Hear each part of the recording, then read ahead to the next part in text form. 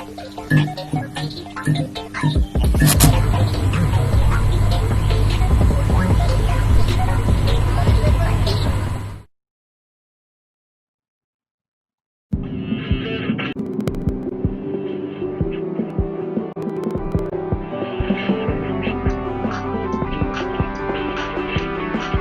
Summer Struggle seems to be off to a very hot start in this six-man never overweight tournament, as we now have our opening rounds concluded and we have our 4 teams heading into the semifinals that will occur tomorrow morning. Let me talk to you a little bit about what's happened today and yesterday. Hello, everybody. Well, I'm just a simple man, and my name is Noah Foster. Welcome once again. Love this shirt. Welcome once again to another NJPW Simple Take. In this Simple Take, I'll give you my brief thoughts so far on the tournament and these last couple of days of the Summer Struggle. And of course, we will discuss what's to come, my overall predictions in the semifinals, and what I think will happen as we will have new 6-man Neverweight champions crowned Sunday morning. We got a fun weekend ahead, and of course, NJPW is strong, but I already gave my thoughts on that too. I might highlight that a little bit more at the end of this video. Let's go ahead and briefly highlight what we saw today. So, outside the tournament, of course, we continue to see that fighting spirit, the heart of Gabriel Kidd, Yuya Yamura, Yota Tsuji showing off against the likes of Tenkozy in Hiroshi Tenzin, Satoshi Kojima, and Yuji Nagata. Yuji Nagata opening up both shows with different young lions, respectively. Both showing great heart and great fight.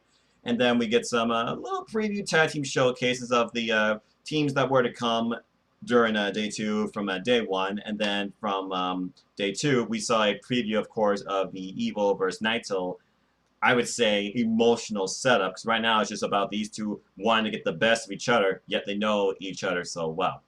But let's go ahead and talk about what we're really here for, because during this short stint, this tour is being focused primarily on one thing, and that is building towards the championship matches at Jingu Stadium.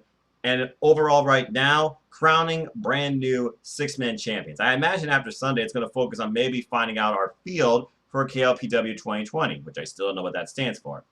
Let's go ahead and briefly talk about the tournament that's been so far. So today, right now, it is August 7th, Friday. Hello to all of you.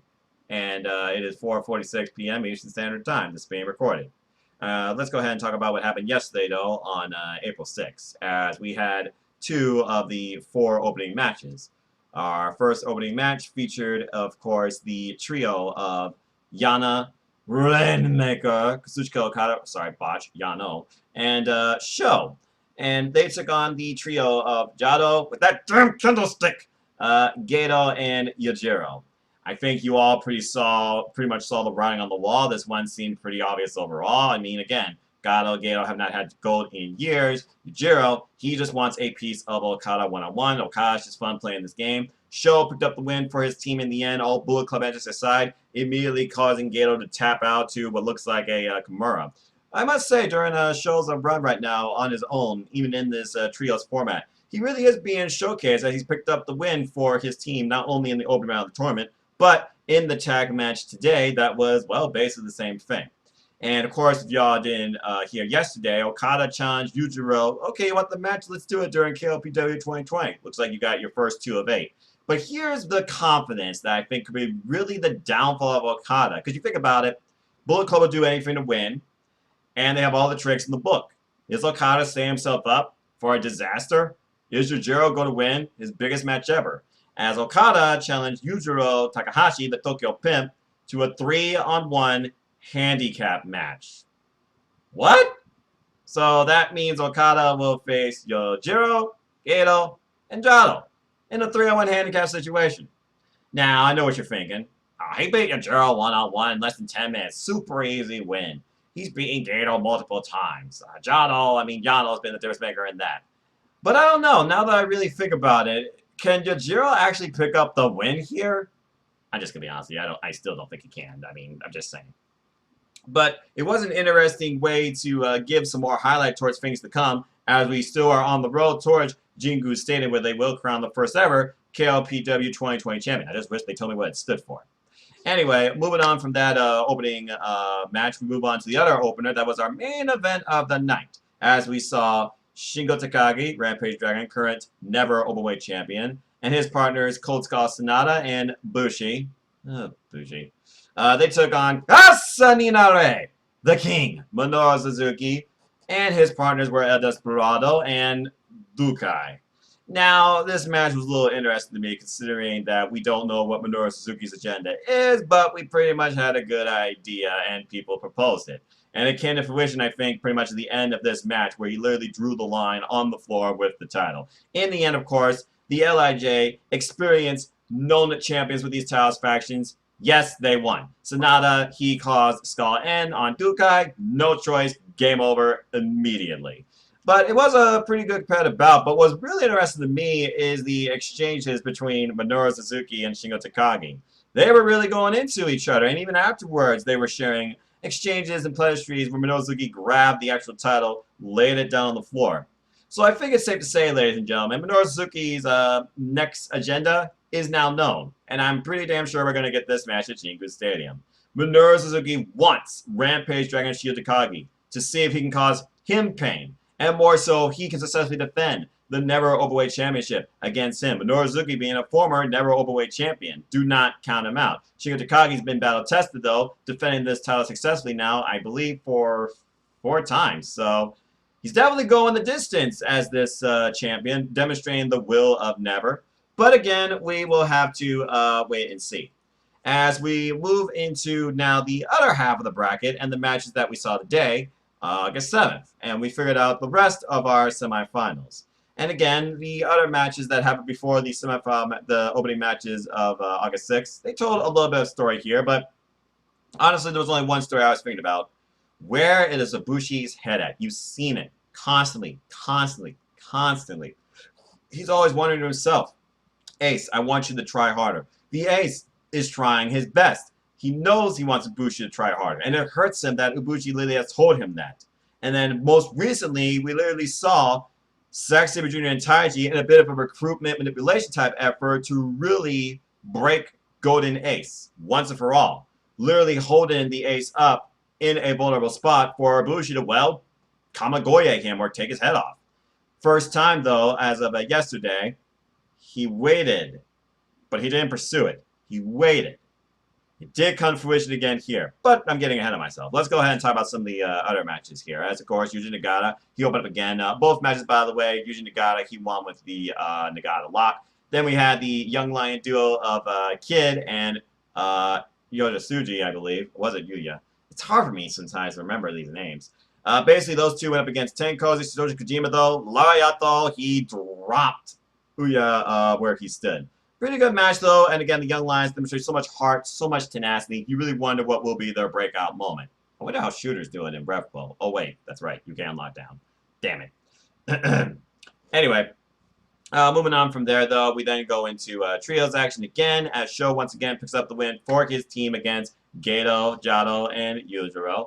Easily. Tapping out Gato to Kimura immediately. And then we move on to, again, like I said previously, the preview of Evo versus Naito, as Naito, Bushi, and Sonata, they took on the faction of Evo, Dick Togo, and Taiji Ishimori.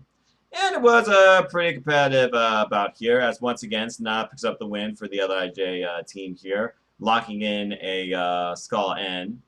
But, oh, I'm sorry, it was Gato. My apologies. Dick Togo was just the enforcer. Spoiler. And, of course, Gato, he tapped out immediately again. Gato's one of those that you just literally use for manipulation game. It's not like he's going to win the match, okay? If he's anything, he's going to be the guy to fall. And here I thought Chase Owens was the fall guy previously. But, again, I digress. By the way, did you notice in the LIJ logo, the scythe is gone? I think it's safe to say Naito is officially over what Evil did to him. Now, he just wants to kick his ass. We might be getting a repeat of 2016, maybe 2014 to a degree. Heck, maybe even earlier last year, where Jay White lost the title within a month to Okada. Just saying. But maybe I'm just assuming things too soon. Let's go ahead and talk about the actual openweight tournament matches. So, we had our first match, which was Tamaki Homa and Toga Makabe, GBH, with partner Rizuki Taguchi, the most experienced, I might add, of the trio when it comes to holding the Neverweight titles. They took on the faction of Stone Bull Tomohiro Ishii, Hiroki Goto, and Yoshihashi, who again, I might add, is a sentimental favorite of mine because he has yet to hold NJPW Gold. Very competitive back and forth match. The trio, GBH and Coach, did everything they could. Coach with the wacky inflatable Kokeshi and Kokeshi combo with Homa. I thought that was pretty entertaining.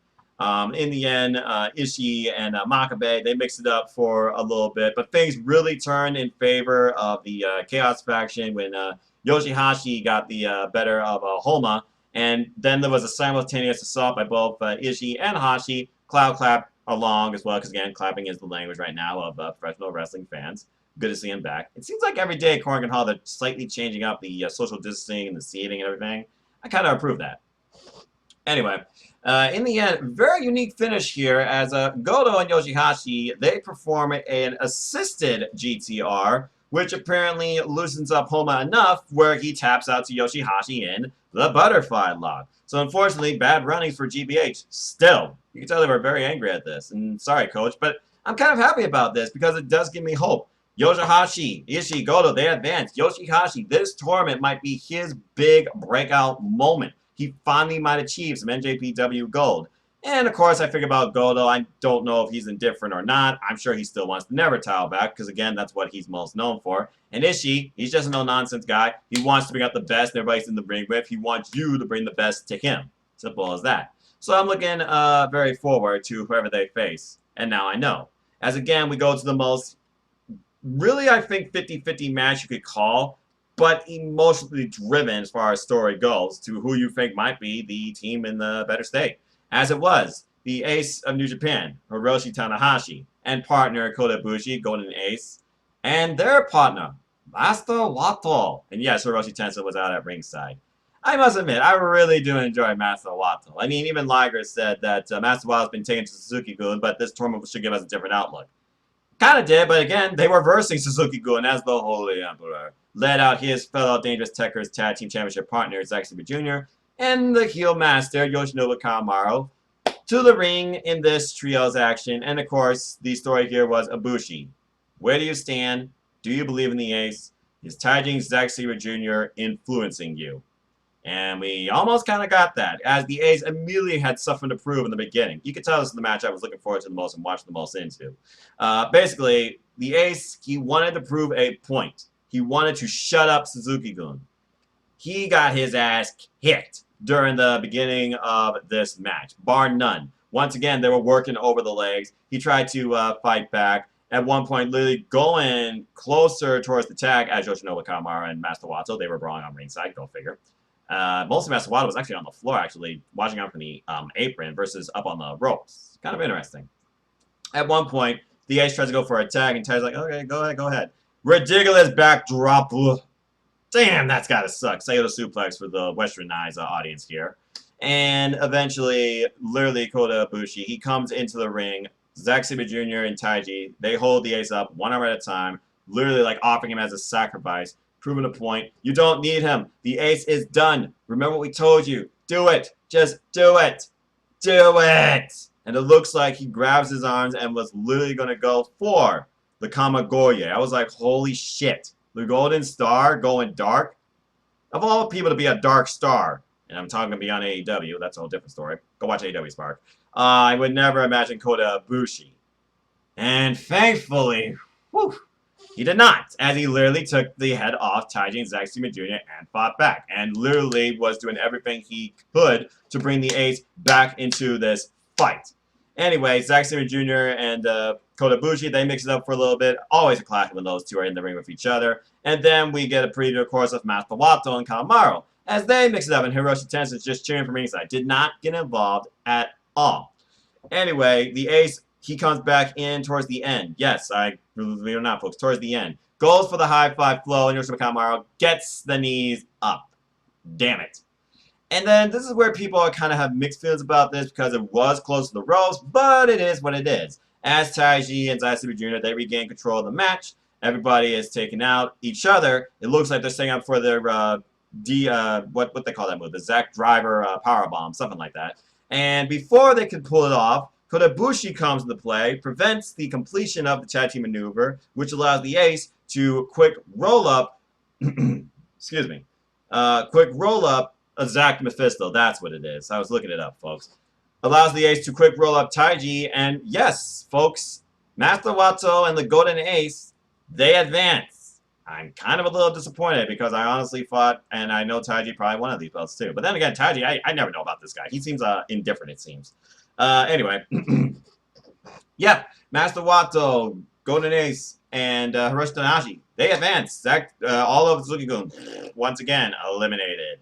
And of course, as they were once again sharing words and pleasantries, it seems, Taiji Saisumiju still trying to break the will and the mindset of Kota Ibushi. It didn't seem to work, however, as they were staying in the ring, basically punishing him even further past the pinfall. Kota Ibushi with the save and literally helping the Ace up, and they went to the back.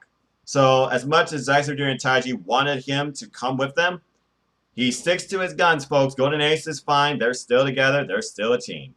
And in the end, I guess the will and the connection and bond and respect to his God is just too strong to be overcome by the antics and the verbal, bullying of Suzuki-gun. Ibushi basically believes in Tanahashi. Simple as that. Anyway, that basically was some of the action. So let's go ahead and talk about some of the post-match comments said throughout by the competitors in this tournament and other ones who might not be in this tournament but know where their future might be leading. And thank you again, Chris Charlton. Taiji basically talking about Asia's washed up. You're a long way from IWGP. Well, looks like he was wrong. Let's see here. Suzuki says, come here and get your belt. You don't want it? He's testing the Rampage Dragon's will. That's it, right? Is this what you want? Well, you've been waiting for an opponent. Looks like he found it. Bushi proclaims we'll be the ones with the belts in the end. En serio, for real. Do you believe in Bushi? Okay, maybe you don't. Do you believe in LIJ? Because I kind of do. Sonata says, someone has a problem with losing to me. That excuse he had, well, I don't know what to make of that. But it was a loss. And more than one, and he'll need something extra. If there's something extra to it all, then maybe we can make it happen. Clearly, we're talking about Sho and Sonata, as Sho has talked about since going on this singles run. Sonata is the only one that has beaten him via tap out. Of course, y'all remember that from the New Japan Cup. Well, now these two might get to settle their differences, as again, our semifinals are as follows. Yano, Okada, and Sho will take on Sonata, Takagi, and Bushi. Think about this, folks. We got blends here that could happen during this match. Okada versus Takagi. We got Sho versus Sonata. We're doing Raris. And then you got Yano that's just there to yell and cause everybody craziness. But then again, Bushi got the best of him too. So I'm sure all three of these men, well, two of the Men of Chaos are going to have something to prove. Okada, I don't know what Okada really wants to win this, but it's interesting to see him in this format. And of course, Sonata, he's just going to continue to do what he does, all right? Prove a point. Bushi, he says he's going to continue to outsmart Yano. Takagi and Okada, though, honestly, I would love to see that for the Neverweight Championship. Just saying. And then on the other side, we're going to have Ibushi, Tanahashi, and Master Wato versus Ishii, Goto, and Yoshihashi. Ibushi and Ishii, they're no strangers to each other. Tanahashi and Goto have gone at it many times. The most interesting thing here I'm going to enjoy is seeing how Master Wato mixes it up with Yoshihashi. Because I don't see Master Wato's simple striking style going one-on-one with Tomohiro Ishii. And then Ibushi, I still think Ibushi and Master Wato could be a great tag team. Just thinking that in the back of my mind too. But if I were to pick my winners and figure out my final, I think my final has to be this. I think for my final, I am going to go with Sonata, Takagi, and Bushi facing Ibushi, Tanahashi, and Master Wato. And as far as my overall winners, if they're still in, because my winning team to win this whole thing is still in, I'm going with the LIJ trio here of Sonata, Takagi, and Bushi, because I don't see Minoru Suzuki getting involved in any more of these matches. I can see Gedo costing Okada and his team their next match, or if they make it to the finals, the whole thing. And I really want Yoshihashi to win gold, but right now, Ibushi and Wato, this is their moment. This could be a huge breakout moment for them. And I feel like right now, momentum favors them. So that's all I have to really say about that. So Gabe's been really doing his homework when it comes to old school NJPW. He gets it. He's really impressive. Yeah, Milano's definitely right there. But I still wonder if Togi, or if Gabriel Kidd still is trying to pull out something from Togi Makabe, and if he's actually going to get it. But again, I guess we'll have to wait and see. And honestly, Let's see, Ibushi, there's still 2 more rounds. Don't give up. Let's do this. Tanahashi says, the old Tanahashi may not be around anymore. He might not. I can only do what I can. But you have to become God now. I will. Leave it to me. Folks, we've been saying it for a long time. Hiroshi Tanahashi sees and believes the future of New Japan Pro Wrestling in its purest form through Kota Ibushi. So literally right now, this is Ibushi's time to ascend above the ace. Can it happen? Only time will tell. And I can't wait to find out. So with that being said, that's all I have to say for now on the last couple of days of the NJPW Summer Struggle. I look forward to seeing more of how Shingo Takagi versus Minoru Suzuki is built. I look forward to seeing if Ibushi can surpass the one that he calls God of his 2 gods, basically, in his in the Tanahashi's honest opinion. I want to see if Master Wato can get his first beat of gold here and how he squares up with Yoshihashi or even Goto for that matter, because Goto's a striker of his own game too. Can Sanada, Takagi, and Bushi bring the titles back to LIJ? Can Okada actually hold a 6-man overweight title? What? Well, we'll have to wait and see. And of course, we're going to see more of Tenkozy, Togi Makabe, Tamaki Honma, Fujisuke Higuchi, squaring it up with all the young lions, Yota Tsuji, Uya Yamera, and Gabriel Kidd. Of course, the match cards are not known. They'll be known at bell time.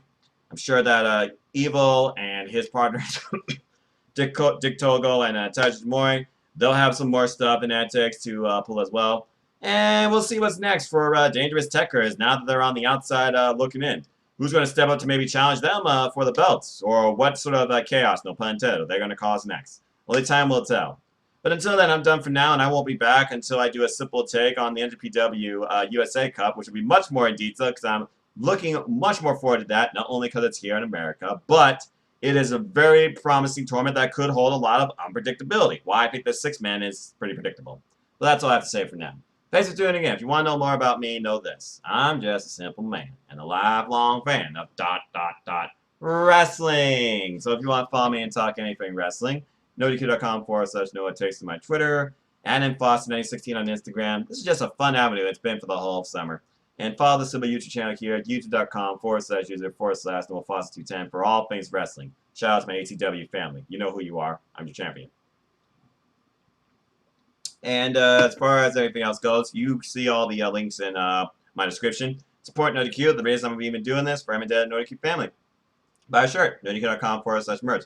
Follow the Great Cherry brand. Support it. Buy a shirt from there. I got 4 shirts from there. Support the Jeff Meacham Network. Support Jeff Meacham during this time. Follow the Talk Wrestling Network and Jeff Meacham Network. Follow NoDQ.com on social media platforms. Europeans matter. Comments is everything. And as always, I'd like to close. And of course, support Empire Wrestling Full. That's the heart of this all too.